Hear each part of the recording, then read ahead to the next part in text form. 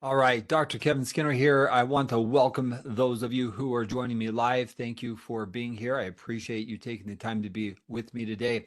One of the things that we've been trying to do at Human Intimacy is to create some webinars to answer questions, but also to provide content to help you create better, more connected relationships. So I'm appreciative of you joining me today.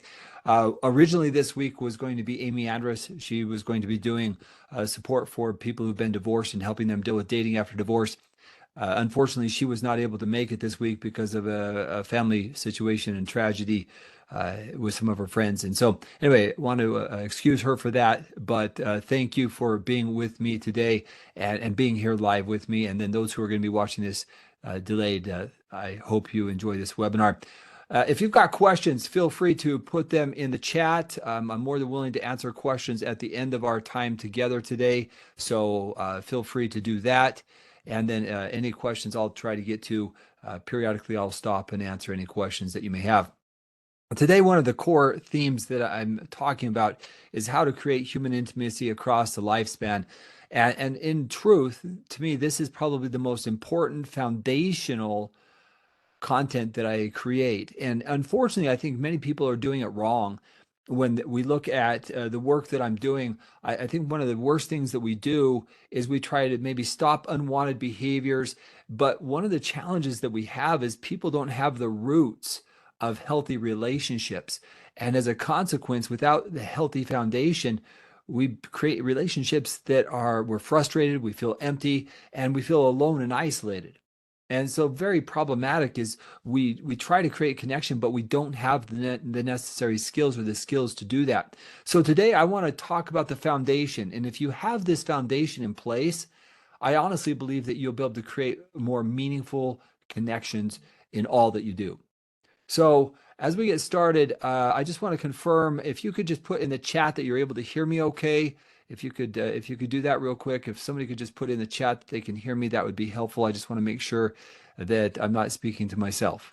So, all right, it looks like we're able to do great. So thank you for being here, and thank you for letting me know.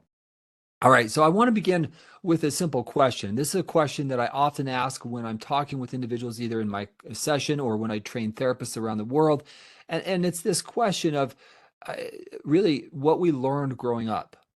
Because one of the things that we now know about our relationships is they are formed very early. Our ability to attach and to connect to others is formed at a very early age. And so in my work, almost 30 years, when I talk with people, I often see that they haven't had good modeling. They don't know who to trust. They don't know who to connect to, and if they can trust people. And so if we go back, and the question I'd like you to think about, and if you've been with me before, I've asked this question, but on a scale between 0 and 10, 10 being very effective and 0 being not effective at all, how effective were your parents, your primary caregivers, at teaching you how to have a healthy relationship? So if you could just go to the chat, I would absolutely love that. I would love to for you to do that. I'll come to your question in a minute, but let's real quick. I would really appreciate it. On a scale between 0 and 10, how effective were your parents at teaching you how to have a healthy relationship? Now, as you're feeling it out, I would like you to think about it this way. We have grown up in a society where we haven't seen the good modeling. And when you haven't seen a good model and then you get married or in a committed relationship, initially it's not as complicated because the hormones are going and you feel loved by somebody and it's exciting. But then we bump into the realities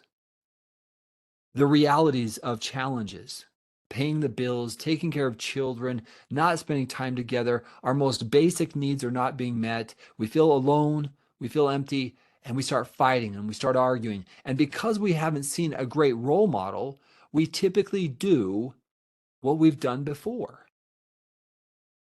So the consequence of that is we repeat from generation to generation habits and patterns that keep us stuck, that don't work. Now, in my mind, the answer is actually what I'm going to be talking about today. In fact, today might be the most important presentation that I offer in all the stuff that I do. In fact, I think it may be the most important content that I create. So I want to share this with you today because in honesty, if you don't have the foundation and if you don't have the skills, and I'm just looking at some of your scores here, and I'm just real quick, I see a 0 and I see a 0 in terms of the scale between 0 and 10. I see a 3 and a 4. I see a 7. These are just some of the answers that you're sharing with me, which tells me that based upon what you're saying, many of you have not seen the role model. You haven't seen how to create healthy relationships. Now, what's the consequence of that? Now you're into your relationship, you come into conflict, you have communication issues, you don't know what to say, you don't know what to do. And that's a problem. And unfortunately, we try to solve problems by doing the things that either A, we were taught, or B, maybe we've tried to learn, we've tried it in another way. And so we have to learn the right skills and really apply these right skills into our relationships. And so today I'm talking about human intimacy across a lifespan, but I'm trying to start with why it's such a challenge for us. Because if we don't understand why it's such a challenge, then we typically repeat the same things. When I do couples intensives or I do individual intensives, one of the first assignments that I give to those who are participating is to look at their family history over time. The reason why this matters is we look at it and we draw it out, we begin to see that there are generations of relationships that have not been successful. And so if you have a history of a 0 out of 10, meaning your parents didn't do a good role model, then I'm going to assume that your grandparents also struggled. And what about their parents? Generally speaking, there is generational issues related to relationships. And it's because we pass down fight patterns, addictive tendencies, unhealthy relationship patterns. And again, I think far too often as a clinician, people come to me and they say things like, we don't know how to communicate. We don't know how to communicate. Well, it's not that you're not communicating, it's actually the way that you're communicating. And it's really, really inefficient to keep doing the same things. So learning how to communicate effectively and then learning how to connect in meaningful ways is going to be really important.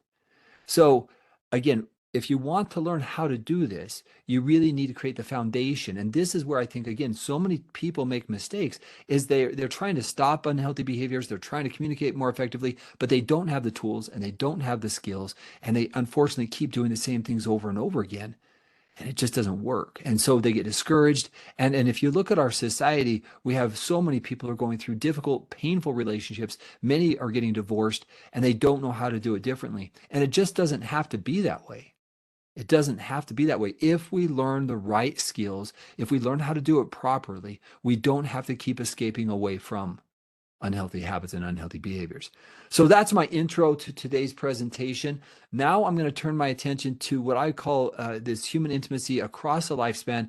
It's a really basic model, but basic, simple works. And that's what I want to help everybody understand. Healthy human relationships is not rocket science. If you base it upon principles that work and last, then you can succeed. All right, so now let me share my screen with you, and I'll just go over this introduction of what I'm going to be sharing with you. All right, so I actually love this picture. A mom, daughter smiling. I want to talk about how to do this across the lifespan, and the way I want to do that is really this really important concept. Human intimacy, it does not happen without effort and desire. It actually begins in our infancy, and it does not end until we leave this mortal body. So we need human intimacy as young as we can be and in our elderly years before we pass away. So it's something that we long for. It's something that we crave. It is a core need for us. We all long for this connection, and especially with those who are closest to us. Unfortunately, or however, we often experience triggers and fears and worry that this connection is not attainable for us. And if you have felt that way, If you have felt like for some reason, I'm not good in relationships, can I just tell you that with the right tools and the right information, it is achievable? And so I want just to know we can create healthy relationships. We can create these intimate bonds that we long for, and they can last a lifetime. So I want to show you how we do that. Before we do that, I want to talk about the four things that I'm going to be talking about today. I'm going to be talking about our most basic needs. If you've been with me in any of the core trainings that I do, any of the intensives that I run, you understand that this is the model through which I operate. I want to show you what it looks like in action and talk about it, because if you can implement these basic skills in your life and in your relationships, you'll be better in your marriage. You'll be better as a parent. You'll be better in all of your relationships if you can apply these core concepts, the basic needs, into your relationships. But I also want to address some of the core barriers. Now, I'm going to be touching on the higher level today. If you want more interaction of how to overcome these barriers, that's more intense work. And I'll talk with you about how you can do that and give you some suggestions if you would like additional ways to do that. But I'm going to give you the overview. I'm going to give you some of the common barriers that we need to overcome and outline those. And then I'm going to show you a short video to conclude today about how we can practice it, how we can actually see these in action. All right, so I want to share with you just this question: our most basic needs. And if I could invite you to think about an infant, what are the infant's most basic needs? I invite you to think about that. An infant, if you've got children or had children that were younger, right? As you held them, what are their most basic needs? And so I'm going to push stop here from this, and I'm going to invite you to go to the chat. And I'd like you just to put in the chat, if you would, for me for a second. What are some of the most basic needs that infants and children have? Just some of the most basic needs that they have. And I'll as you type those in, one of the core things that we know about infants and need is that they need nutrition. They need food. But what are some of the other basic needs that infants have? I'd love you to, if you'd be willing to put it in there, chat. What are some of the most basic needs that infants have? Time. I see security, protection, love, safety, all great answers. Additional things, sleep. Yes, absolutely. Now, I'm going to put all of these into a category, and I'm going to show you what we're talking about. Cuddling, which we'll talk about, of healthy touch. And so I'm going to now go and I'm going to share with you this model. All right, so this comes from a model that I honestly, it came to me from a friend, Dan Oakes. And he and I were sitting in Toronto. We were at a training, and he said, this is kind of the model that I use. And it's multiple professional therapists' concepts. But he basically said, from the basic needs, he said, at birth, there are some core needs that we have. It's our tone of voice, it's our eye contact, healthy touch, facial expression, and nourishment. So I'm going to cover those 5 things. But here's what he said. He said, if we have these, then in our relationships, we form a secure attachment.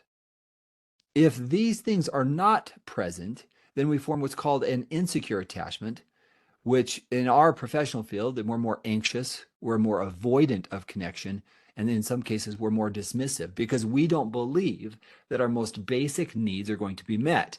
Dr. Sue Johnson, she did a podcast with me many years ago and recently passed away. Her whole model is focused on attachment.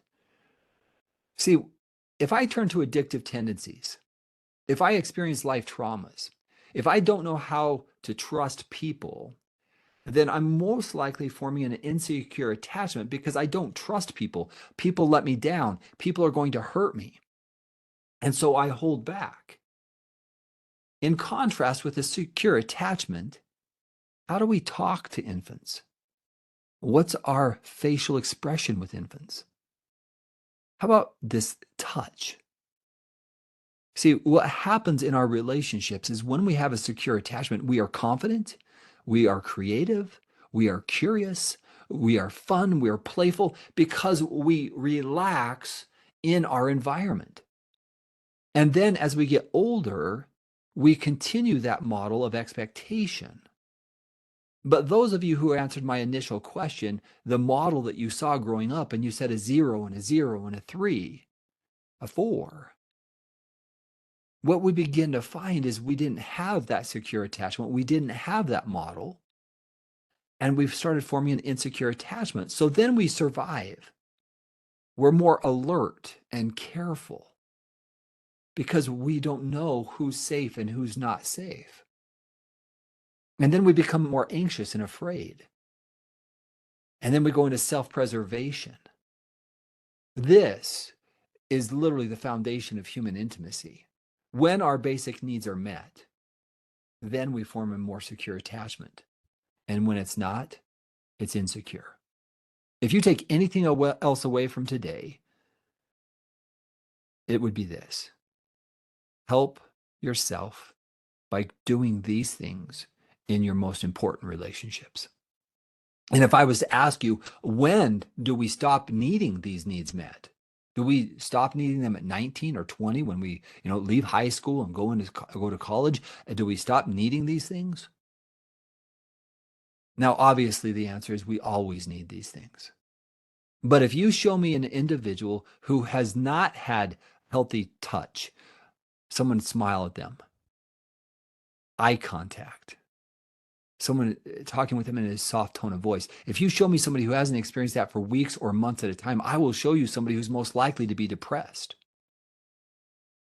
or anxious or alone. Every one of us, if we're going to create human intimacy across a lifespan, our grandparents, our parents, our infants and children, our teenagers, our young adults, us middle-aged adults, we all need it. Nobody is immune from this core need. Nobody. We all need it. We all need that kind of connection. And so as we look at this, I look at this and I think about this picture right here, and I just think about the tone of voice. And if I look at this and I just watch the image here, what's that mom doing there? Teasing. Look at the eyes of the infant and imagine that tone of voice, the softness, the gentleness. Absolutely beautiful. Absolutely beautiful. And then eye contact. Now, this may be an elderly couple, but watch this contact, the eye contact between these two adults.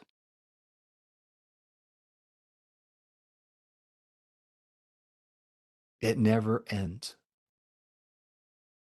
We all need it. And if we're going to succeed in relationships, we have to learn to do this. And we need to maintain it.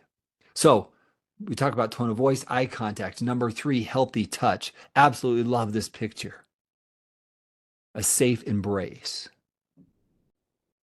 When I meet with couples and I go through exercises, one of the things that I work with them on is healthy touch. Again, I'm emphasizing healthy touch, safe in the presence of another person.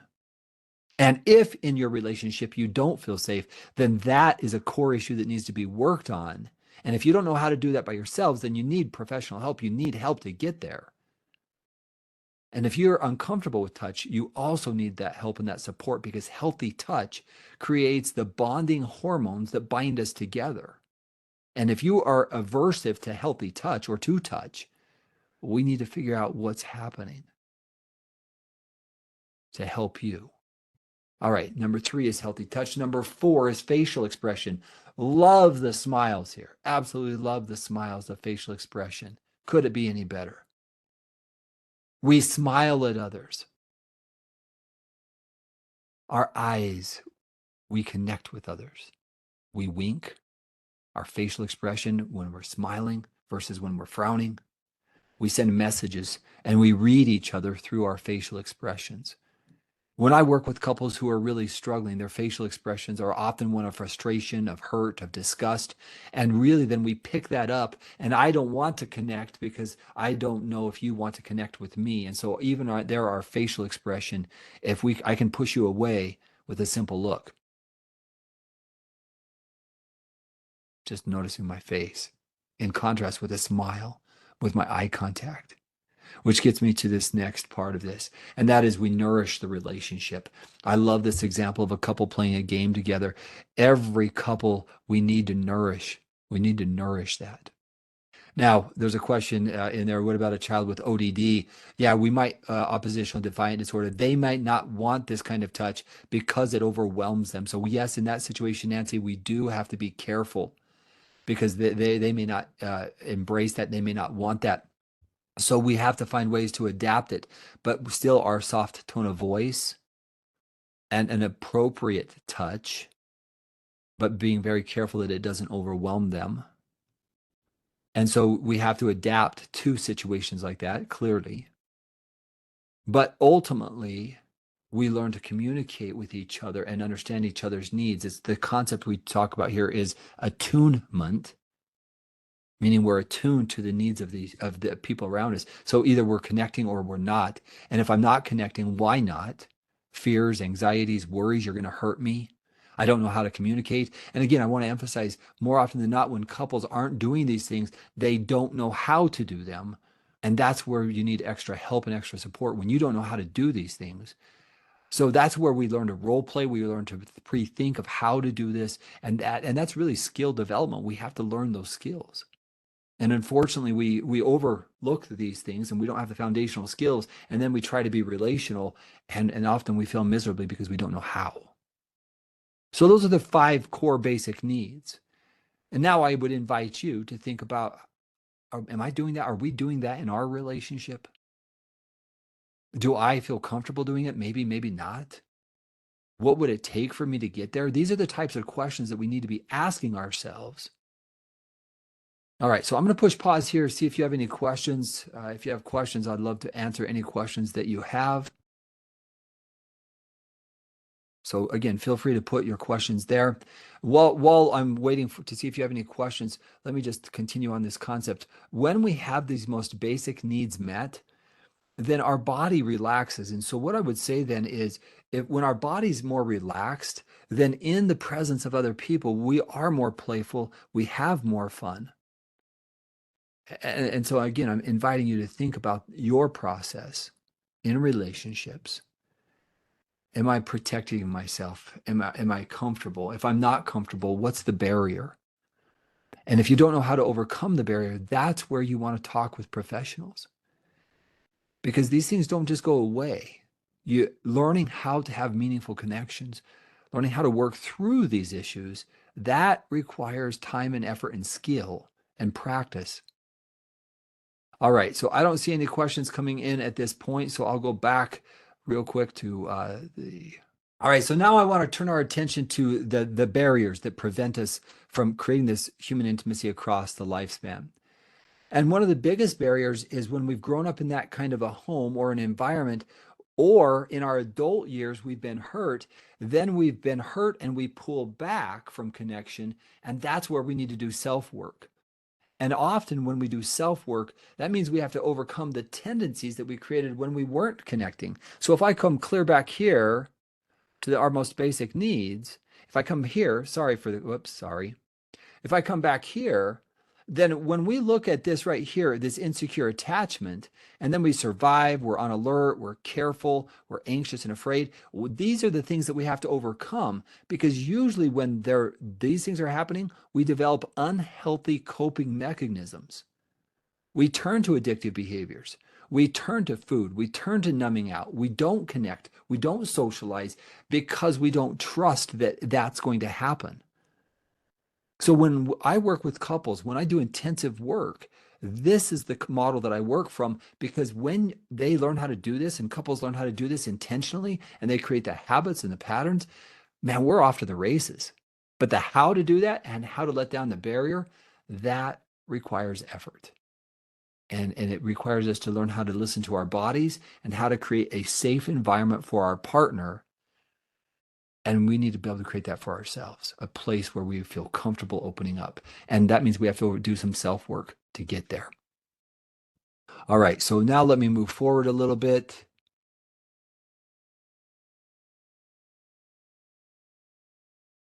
All right, so now we're doing self-work, and that self-work is a lifelong journey. One of my friends, Ken Patey, he shared this is kind of an illustration of a man, and he was half man and he was trapped in a rock, and he has a chisel and a hammer, and it's like he's hammering away. And really, it's the unlearning of the patterns of the past. And really, when you've grown up in that kind of an environment where you didn't see human connection and you learn not to trust other people, I want to be honest, there is no shame in that. There is no shame. If you haven't learned how to do this, that's okay. But learn how. Pay the price. Do that self-work. It's worth it. Human intimacy is worth it. This life is short. So create the relationships that you long for. That can be intentional. And I can hear some of you saying, but I'm so afraid. I'm so scared. What if I get hurt? What if I don't? What if my partner doesn't want to? We'll never know if we don't put in the effort. And more importantly, when we do self-work, we gain confidence and we start to believe in ourselves. We create more boundaries and protections because we long for connection. We understand the importance of healthy boundaries. So if I'm dealing with addictive behaviors, if I'm dealing with anger, if I'm dealing with unhealthy habits, I do that work so I can show up and be more present in a relationship. And then once we've done more self-work, which means we have more self-compassion, which means we're more capable of relationships, then and only then we begin to see people. We begin to see their suffering. We begin to see who they really are. And often until we can see people, it's a tremendous barrier because we see people as the enemy. But the more we get to know people and their suffering, the more intimate we can become. And then the other barrier is to recognize that we actually have more control of the intimacy in our lives than we actually think we do. It's amazing to me when people say, yeah, but they don't, but they won't, they can't, they're too angry, they're too, finish this sentence. We are the creators of intimacy. We put the people around us. We choose the people around us. Now, sometimes we might not like our choices. And sometimes people aren't available and they aren't open. And if that is sustained over time, then the relationship is not sustainable because we aren't doing the work that it requires to create human intimacy.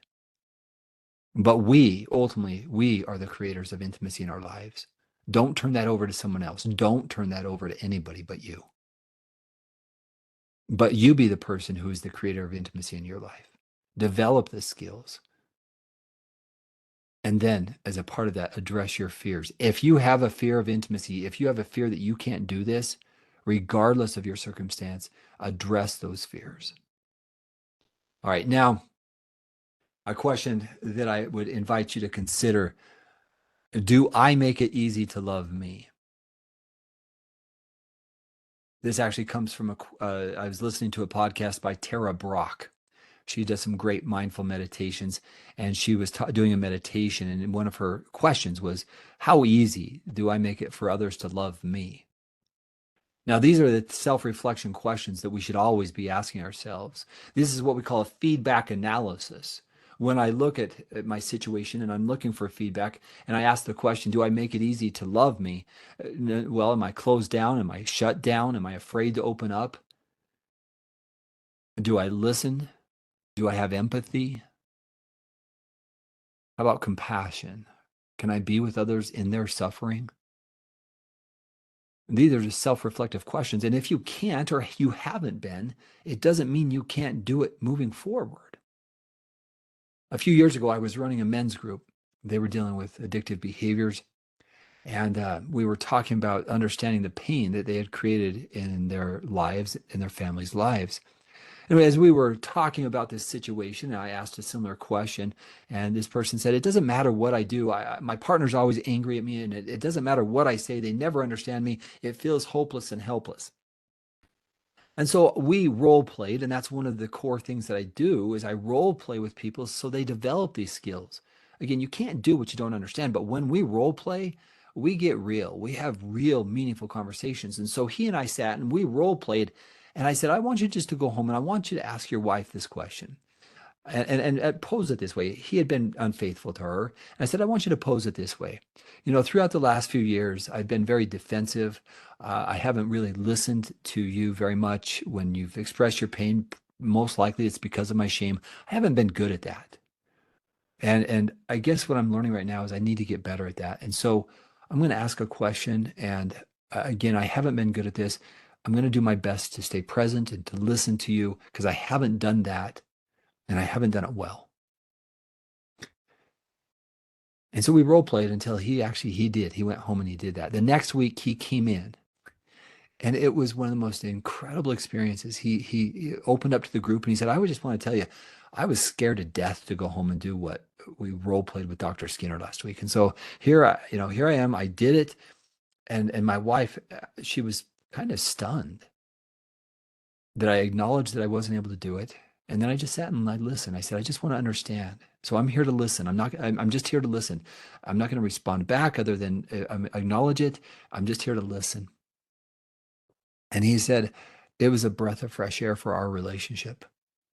She was grateful. She felt like she was heard. And he said, I didn't realize it was so easy. Years and years and years. Defensiveness. He couldn't hear her. We role played and he learned how. He asked questions. He was authentic. Absolutely delightful experience. Do we make it easy to love us? All right, next. This comes from Thich Nhat Hanh. I love the quote, training is needed in order to love properly. I could just stop there. I literally could just stop there. Training is needed in order to love properly. And to be able to give happiness and joy, you must practice deep looking. Interesting phrase. Practice deep looking directed toward the person you love.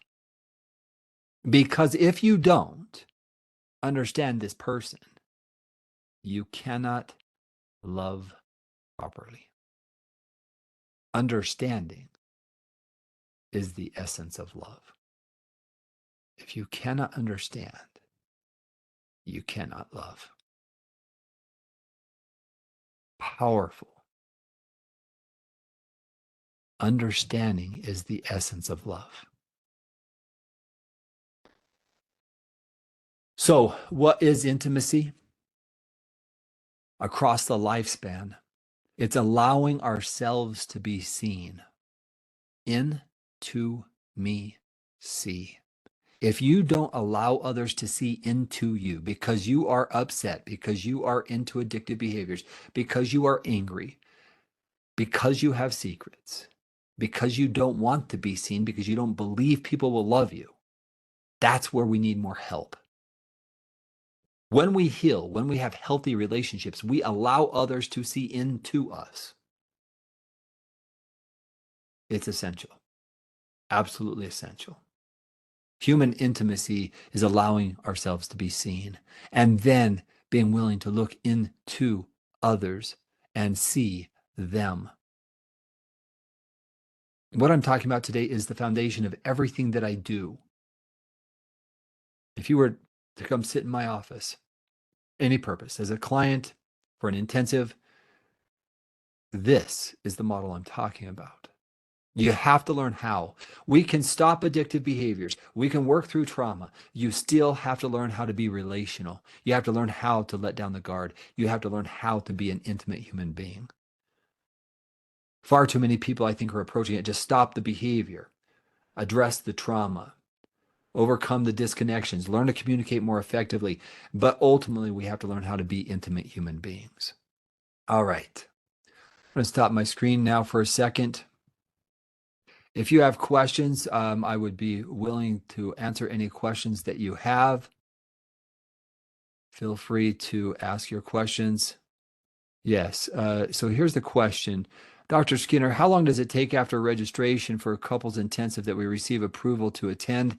If you contact our office, we can get it approved just depending on the situation. Usually it takes a day or two if you're going to come to an intensive, it takes a day or two for us to review application. We don't accept all applications, but we will be back in touch with you with alternatives if it's not with us. So we do intensives. I want to share a little bit about that with you, and I'll share a little bit with you on that. This question, how do we get over the fear of being hurt again and let yourself be seen? I love the question because in this situation, if you've been hurt, it's the ability to express your hurt and your partner's willingness to be with you in your pain, which means that there's two people working synergistically. They're able to be with your pain and you're expressing it. The way we get over the fear is actually expressing the fear in a safe environment. So that's where your partner has to learn how to be with you. And that's where I find most couples, they fail because you're expressing pain and they go into their shame. And so if they don't work through their shame, they can't hold you in your pain. So it's really important that we learn to hold the pain and not flee from it. So if you've hurt your partner, being with them is absolutely essential. And if you don't know how to do that, learn how to do that. Again, that's where you deal with some developing shame, resilience, and learn how to be with your partner in their pain. Absolutely important. So then you allow yourself to be seen by opening up in that environment. And that is a dance between two people. And again, that's where I see most couples, they don't know how to do it. But when I see it done properly and well, I mean, I have couples in my office who haven't seen each other in years, who are finally starting to see each other. But you have to pay the price. You have to work through those fears. And if you don't know how to be with your partner in their pain, you'll stay stuck because they won't feel heard. We are post D-Day 3 years, and yes, behavior stopped, but no connection or intimacy because he gets defensive about work he's doing and ultimately doesn't acknowledge or admit what he's doing or knowing. You're right on this. More counselors should be working on this with the addicted spouse and betrayal trauma. Yeah, and that's what I'm saying. We have to continue to learn how to be an intimate human being. And again, it's practicing these things. It's practicing how to communicate. And I'm going to go back to the basic needs. Eye contact, facial expression, healthy touch. Every day we need to be practicing these things in our relationships. We can't take it for granted. We can't take these things for granted. Relationships need to be nourished.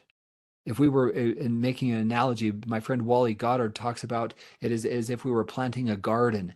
And how do we do that? We prepare the soil, right? As we prepare the soil, we create rows and we plant the seeds. And we don't just leave the seeds alone. We nourish them with water and nutrients. And then as it starts to grow, we take out the weeds so they can get more sunlight and they flourish. Human intimacy it requires us to be human beings that are aware and attuned. It means that we have to overcome our fears and our childhood worries and our traumas from our relationship. But boy, we can do it. And I literally, the witnessing of that, it's so important to learn how to do it. All right. What does hold the pain look like? This is a great question. Holding the pain is being able to hear and understand and listen to what your partner's saying. When I role play with couples, I really focus on the understanding. And we sit until we understand what's actually being said, and we sometimes break it down. See, what's interesting is we think we understand, but when I start breaking down how to understand, that's a whole different conversation. So when I am holding you in your pain, I'm really seeking a deeper understanding, and that too is a process of learning how to do that. And sometimes, yes, sometimes our partner freezes because they don't know what to say, and that's why they need to role play. That's why they need practice in knowing how to do that. It's absolutely essential learning how to do that. And often, like you said, they freeze. And if I was talking with your partner, I would want to role play when you feel like freezing, how to be present with your partner, how to understand what they're saying, how to be aware of yourself so you can stay present. These are skills that are learned, not inherited. We have to learn how to do those. And usually individuals who are freezing, usually they have traumatic experiences from their own life and they don't know how to deal with difficult emotions. And so they run away from it. They run away from difficult emotions. And that leaves you feeling empty and isolated because you don't feel understood. Is understanding the same as connection? It's a part of connection, but it isn't the only answer. Understanding means that I'm understanding you as a person. You may feel, as Dr. Dan Siegel calls it, feeling felt. You may feel felt, which can start creating the connection, but then it's actually not only that, it's the response to the understanding. Because if I understand you, but I don't let you know that I'm trying to understand you, in other words, so what you're saying and what you're experiencing is, again, finish the sentence. You're feeling like I don't care. You're feeling like I haven't listened. You're feeling isolated. And I think that's probably because I haven't been available. Now, not only am I understanding you, I'm taking ownership that I wasn't there. Learning how to do these things, again, it's a skill. And if you haven't practiced and if you haven't learned, then you're going to keep doing the same things. There is no shame in this if you're willing to try. But you have to learn to try. You have to try. All right. Any other questions? I think that is the ones that I've seen so far. Another question came in. Something I ran into was feeling frustrated when people who hadn't been in therapy weren't responding the way my therapist says was a healthy way. Right. And so again, if I'm in a relationship or I'm trying to interact with someone and people don't know how to respond, then yes, it's going to be frustrating because I'm trying to create an environment that's healthy and my partner or other people around me, they don't understand. And so I've seen people trying to go back into families, having learned better communication skills, and because they're responding differently in their family's like, "Who is this person? You're doing something that we're not used to." And so we have to model how to do this, how to create boundaries, but how to do it with loving kindness. And yes, we give them grace too, because they don't necessarily know how. And that's why loving kindness is so important. All right, let me just share with you one real quick thing.